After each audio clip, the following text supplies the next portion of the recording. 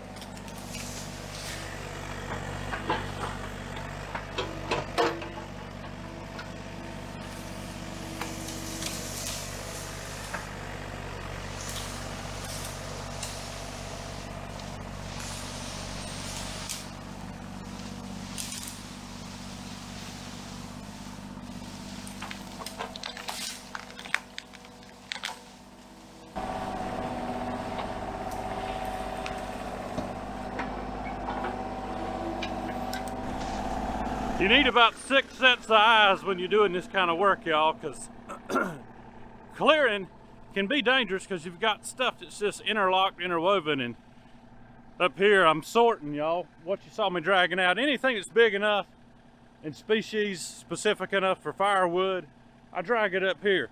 That way I can buck it up later, pick it up with a thumb and carry it up to the firewood area so that can be split, bucked, what have you. But I wasn't paying attention, and I knocked down all of Lisa's tomato trellis cattle panels. Didn't hurt them, but I have to pick those back up before she sees it. I guess you'll see it on this video, but I'm gonna speed this up a little bit, y'all, and let you kind of see this project take shape.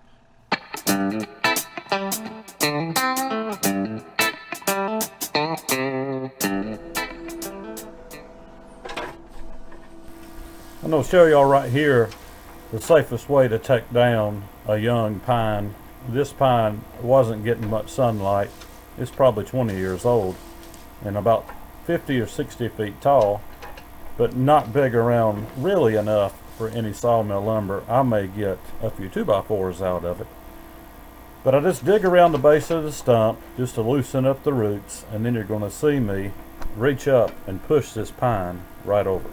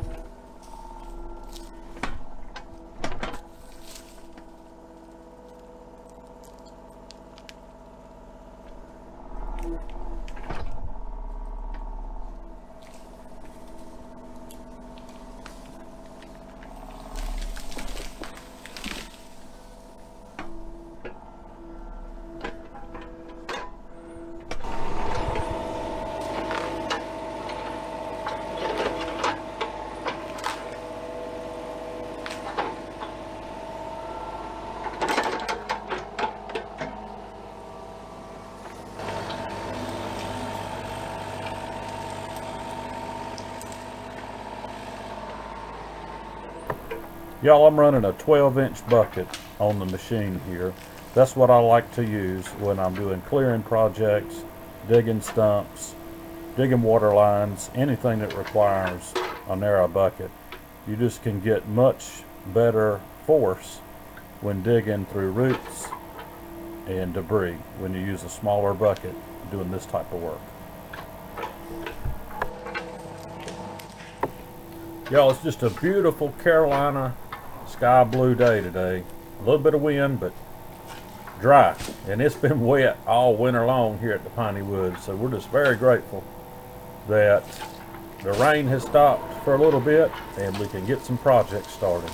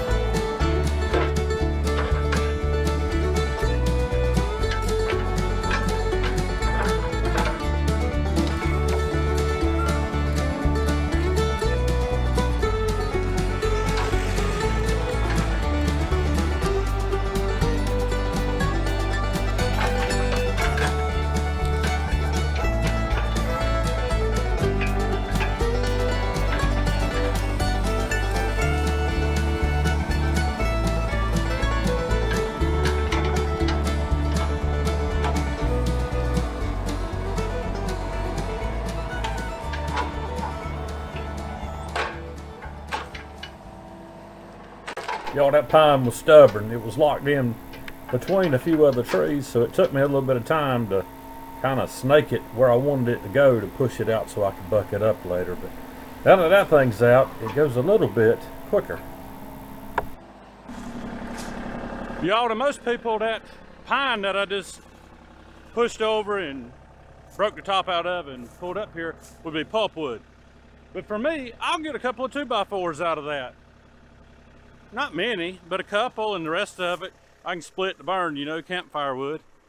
But y'all, this kind of gist of it. I've got probably another 50 feet to go that way to get all this underbrush cleared out. So I'm gonna bring you along and do one of these hyperdrives again and see if you can see this unfold in its entirety today. That's my plan anyhow, y'all. One man, one camera, one machine, and one good woman up there doing other stuff at the house, y'all. So it takes me a little bit of time jumping on and off this thing to show you what I'm doing, but hopefully you're enjoying it.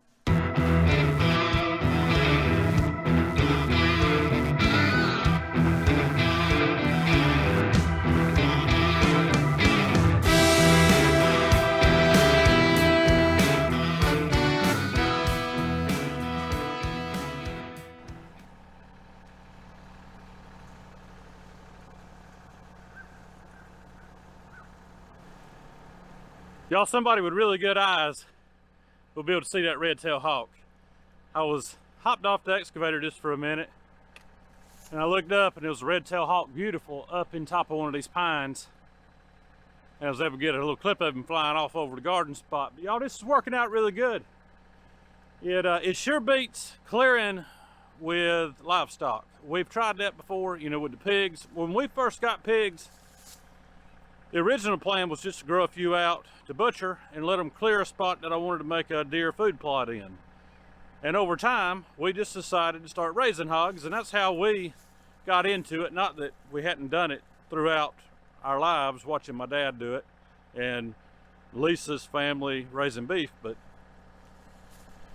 this works a whole lot better than using pigs, y'all. I just want y'all to look at the size of this pine tree down here at the base. I am 6'1",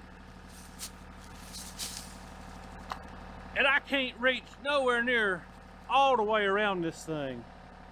This is a large tree, y'all. And this is as far as I'm coming to clear. I've got some more underbrush to get out. But I just love these big old huge pines.